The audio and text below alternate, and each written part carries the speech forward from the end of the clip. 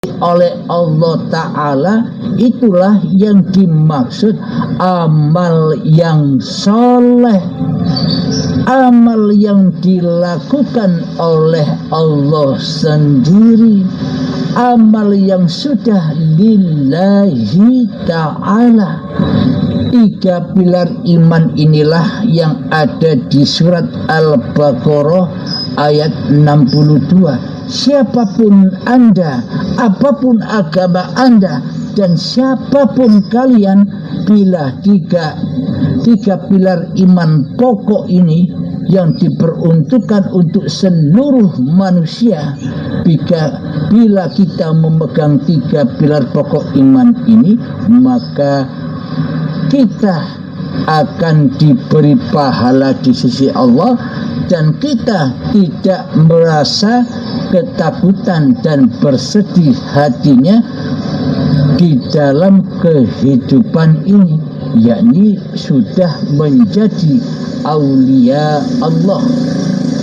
Imannya iman seperti para nabi-nabi dahulu, imannya seperti para rasul-rasul dahulu, imannya seperti para aulia-aulia Allah dahulu, yakni hatinya mentauhidkan Allah daripada mentauhidkan hawa nafsunya sendiri di hati kita.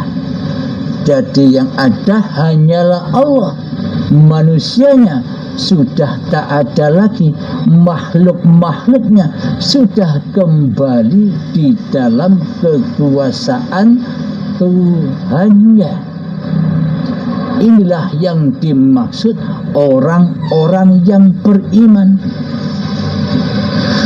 Jadi selama ini mayoritas manusia tidak menyadari bahwa iman kepada Allah itu iman yang seperti ini, iman yang original, iman yang dibawa oleh para nabi dan para rasul serta para aulia Allah. Kebanyakan mayoritas manusia yang disangka iman selama ini, imannya hanyalah kepada makhluk. Yang pertama, iman kepada Allah. Allah makhluk. Selama ini kita kan mengenal hanya namanya saja, mengenal Allah hanya namanya saja, hanya tulisan saja. Nama Allah bisa ditulis, bisa dilihat, bisa didengar. Itu kan makhluk. Jadi selama ini kita tidak beriman kepada siapa yang mempunyai nama Allah itu.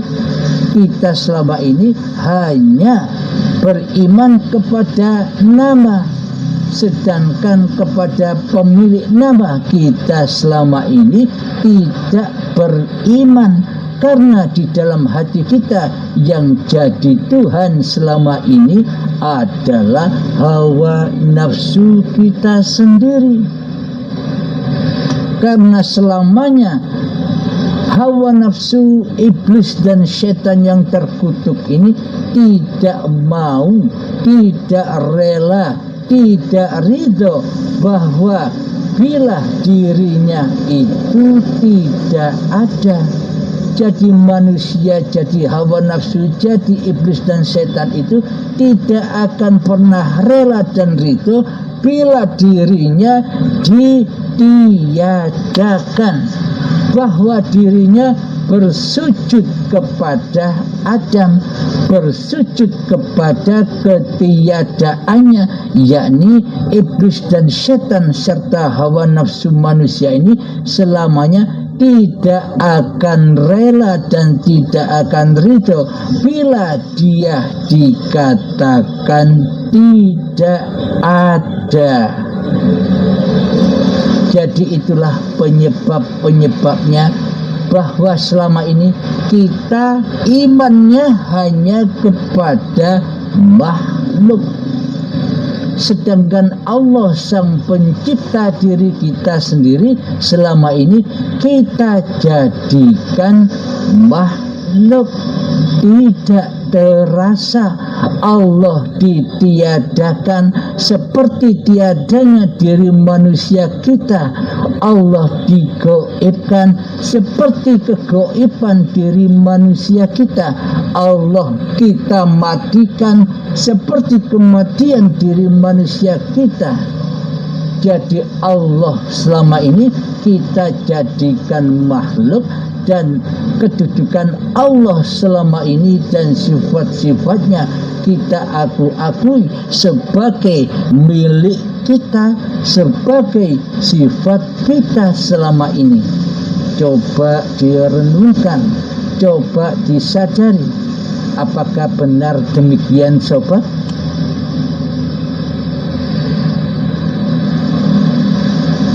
Selama ini kita tidak menyadari itu semua, karena selama ini hati kita sibuk mencintai selain Allah. Hati kita sibuk mencintai dunia. Hati kita sibuk mencintai diri kita sendiri. Hati kita sibuk mencintai badan-badan kita sendiri. Hati kita sibuk mencintai istri dan suami kita. Hati kita sibuk mencintai anak-anak kita. Hati kita sibuk mencintai harta-harta yang sudah kita gapai dan harta-harta yang sudah menjadi milik kita. Kita di dalam hati kita disibukkan dengan urusan dunia. Itulah hakikat jahanam di sisi Allah. Itulah hakikat anar di sisi Allah Subhanahu wa ta'ala. Mohon maaf, mau minum dulu.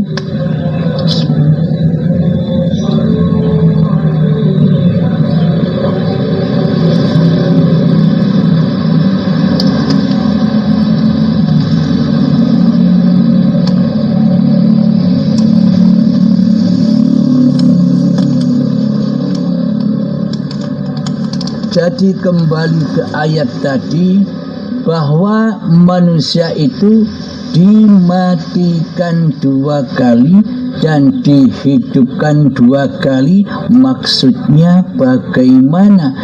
Secara hakikatnya, secara di sisi Allah.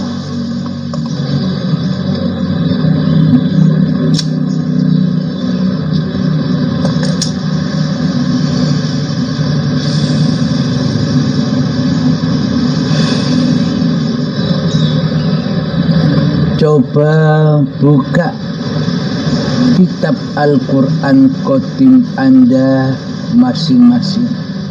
Masuklah ke dalam diri Anda masing-masing. Coba pahami, resapi, tafakuri apa yang kami katakan, yang kami paparkan. Silahkan masuk ke dalam diri masing-masing, bertapalah di dalamnya dan dengarkan titah-titah Allah. Fahami, resapi apa yang dipaparkan ini. Bismillahirrahmanirrahim. Yang dimaksud mati 2 kali dan yang dimaksud hidup 2 kali adalah ketika kita cikal bakal badan ini tercipta dari yang mati, yakni tanah yang mati. Itulah kematian pertama.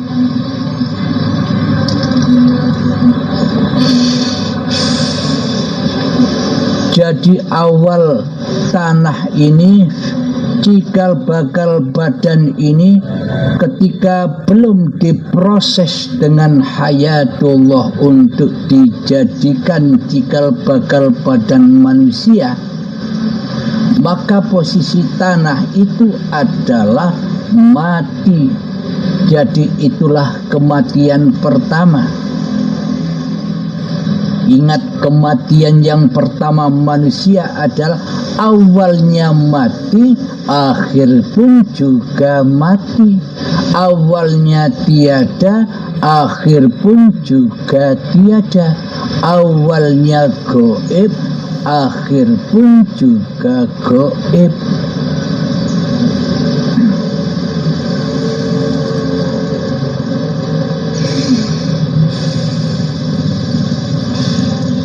Jadi pegang erat-erat di hati kita dan kepahaman kita yang selama ini salah di sisi Allah, memahami ayat-ayatnya Allah. Jadi kematian adalah sebelum cikal bakal badan ini diproses oleh hidup. Jadi kematian pertama ya asal manusia itu mati. Itulah kematian yang pertama. Kemudian cikal bakal badan ini, kemudian tanah itu diproses oleh hidup, disuapi, dimakani, diminumi dengan kasih sayangnya Allah, dijaga, dilindungi dari mara bahaya, dicukupi segala kebutuhannya di dalam proses tanah, kemudian berkembang, diperjalankan menjadi tumbuh-tumbuhan. Jadi prosesnya dari tanah dicukupi, dibimbing, dipapah oleh Allah dengan kasih sayangnya, disuapi, dimakani, diminumi, dijaga oleh Allah hingga menjadi tumbuh-tumbuhan. Itulah kisah-kisah sejarah diri manusia kita. Kemudian dihidupi lagi, dikasih sayangi, disuapi, diminumi, dijaga, dikasih sayangi, diperjalankan lagi, berkembang biaklah tumbuh-tumbuhan itu hingga menjadi berkembang buahnya, buah-buahan, sayuran, dan padi. Jadi cikal bakalnya badan ini pernah ada di tanah, pernah ada di tumbuh-tumbuhan, pernah ada di buah-buahan, sayuran, dan padi, pernah ada di hayawan ternak yang makan rumput-rumputan, yang makan hasil bumi. Cikal bakal badan kita pernah ada di sana, tapi kita tidak tahu apa-apa. Jika badan ini milik kita, mestinya kita tahu apa-apa. Seluruh proses perjalanan cikal bakal badan ini tercipta bila memang badan ini milik kita.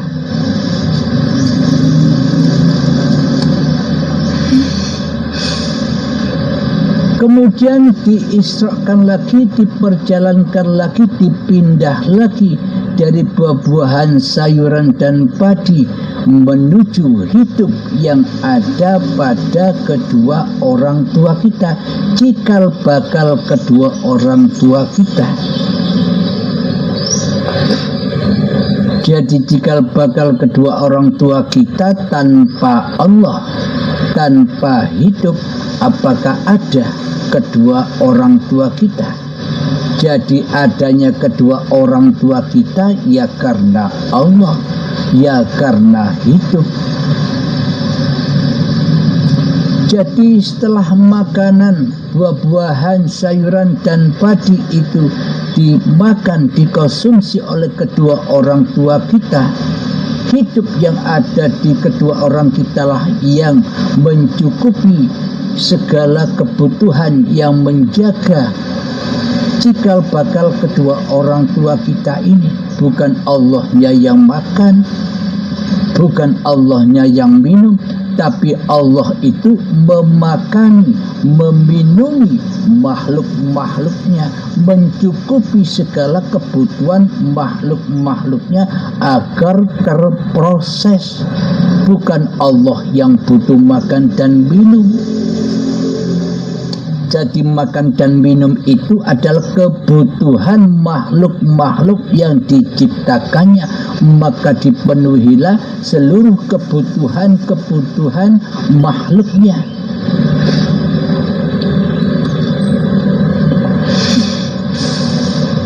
Kemudian setelah dimakan kedua orang tua kita, maka orang tua kita sendiri tak bisa memproses hasil makanan dan minuman yang telah dimakan dan yang telah diminumnya. Namun hiduplah yang menjaga, hiduplah yang memproses, hiduplah yang mencukupi segala kebutuhan badan-badan cikal bakal kedua orang tua kita. Sama halnya penjagaan Allah, pemeliharaan Allah atas cikal bakal badan kita ini sejak dari tanah sampai menuju kepada kedua orang tua kita.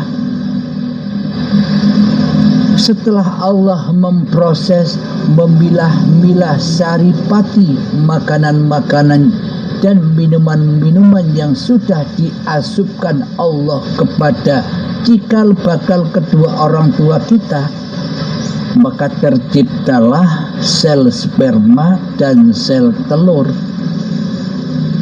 Ketika ayah dan ibu kita bertemu, setelah menikah bertemu, lalu diproses lagi, dipertemukan lagi antara ayah dan ibu, antara kebaikan dan keburukan dipertemukan lagi, akhirnya menjadi gumpalan darah. Jadi apakah ayah dan ibu kita, apakah ayah kita bisa menciptakan sel sperma? Apakah ibu kita bisa menciptakan sel telur? Kan tidak. Semuanya urusan Allah, semuanya pemeliharaan Allah, semuanya di dalam kekuasaan Allah sebagai penciptanya.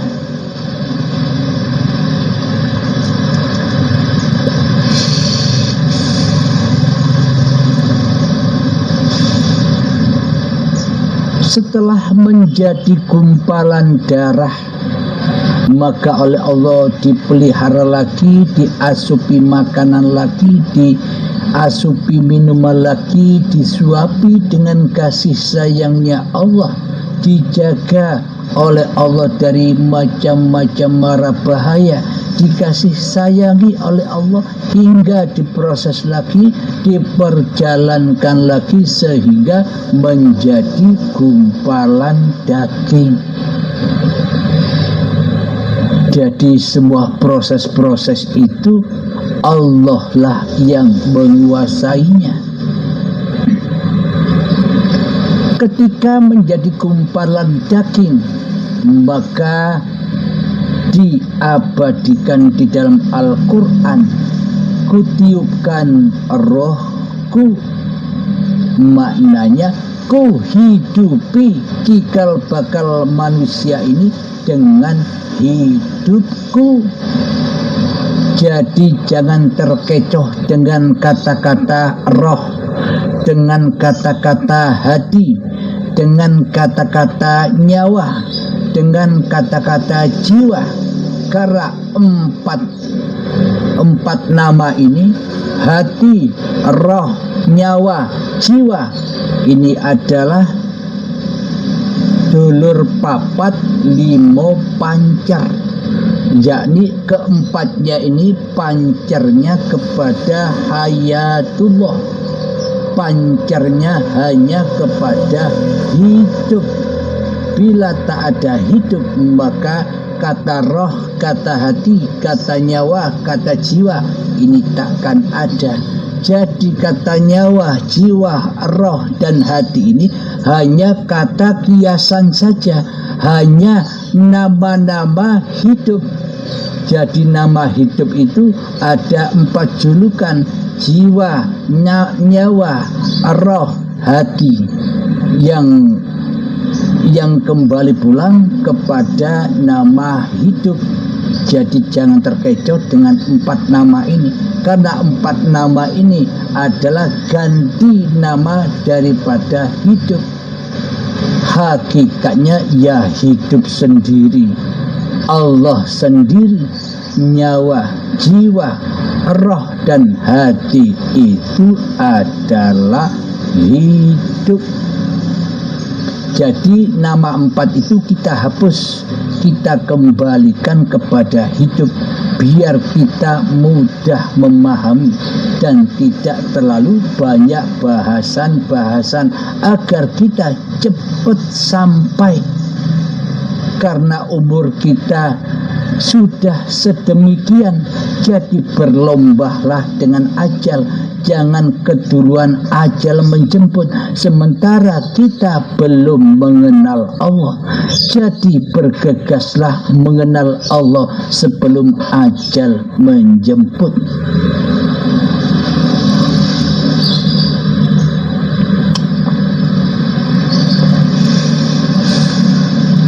Seolah-olah manusia menyangka, mayoritas manusia menyangka adanya kehidupan itu di saat dimulai dari saat manusia masih berupa gumpalan daging. Seolah-olah saat itulah manusia mulai dihidupkan. Bila anggapan mayoritas manusia, kutiupkan rohku, saat itulah manusia dihidupkan. Lalu ketika saat jadi tanah diproses itu, prosesnya siapa yang memproses? Jadi maknanya sejak dari tanah sampai kepada tumbuhan, sampai kepada buah-buahan, sayuran dan padi, sampai menjadi sperma dan sel telur, hingga menjadi gumpalan darah, itu sama dengan kutiupkan rohku.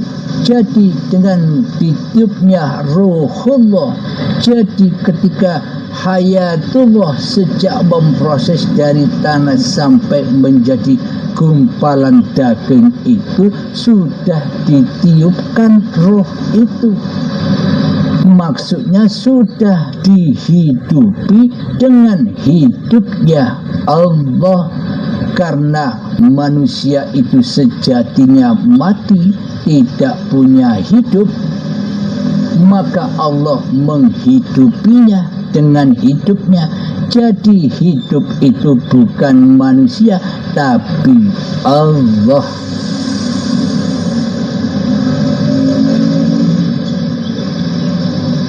Alhamdulillahirrabbilalamin. Sekarang bisa dipahami. Jadi sejatinya kutiupkan rohku itu bukan sejak jadi gumpalan daging saja. Sejak tanah itu mati, sudah ditiupkan ruhullah di dalamnya. Terbukti dari tanah bisa berproses menjadi tumbuhan, dari tumbuhan bisa memproses dari hasil dari tumbuhan itu sendiri, buah-buahan, sayuran dan padi, sehingga terproses lagi menjadi sel sperma dan sel telur, hingga menjadi gumpalan darah, sampai menjadi gumpalan daging. Jadi diabadikannya di dalam Al-Quran ketika masih menjadi gumpalan daging, kutiupkan rohku, agar manusia tahu bahwa sesungguhnya kutiupkan rohku itu bukan berawal dari gumpalan daging saja. Jadi sejak dari tanah yang mati, kemudian hingga menjadi gumpalan daging, semuanya itu hayatullah yang memproses. Apakah mungkin ujug-ujug tiba-tiba gumpalan daging itu ada tanpa adanya proses dari tanah, dari tumbuhan, dari buah-buahan, sayuran dan padi, dari sperma dan sel telur, dari gumpalan darah? Apakah mungkin langsung ujug-ujug langsung jadi gumpalan daging? Kan mestinya kan ada prosesnya.